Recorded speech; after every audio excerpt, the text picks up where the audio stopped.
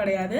So throat Chakra is blocking. கடவுள்கிட்ட pray பண்ணிட்டு நான் என் மனசுல இருக்கிறத எந்த ஒரு அழுகியும் இல்லாம கோபமும் இல்லாம ப்ராப்பரா மெச்சூர்டா என் பர்சன் கிட்ட கன்வே பண்ணிடணும் அப்படின்னு ஒரு வேண்டுதல் இந்த யூனிவர்ஸ் கிட்ட வச்சுட்டு போயிட்டு உங்க பர்சன் கிட்ட நீங்க கன்வே பண்ணிடுங்க. ஸோ அவங்களுக்கே தெரியுது நீங்க ரொம்ப அழுத்தமா இருக்கீங்க, மன அழுத்தத்துல ரொம்ப அழுத்தமான ஆளா இருக்கீங்க.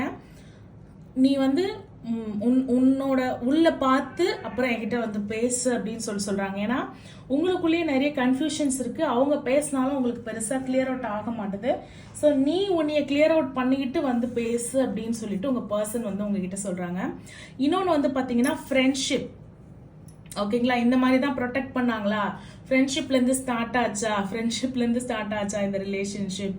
Friendship nurtures the bond of friendship within your relationship and your love life will dramatically improve. அதாவது ஃப்ரெண்ட்ஸா இருக்கும்போது நம்ம எப்படி இருந்தோம், ரொம்ப சந்தோஷமா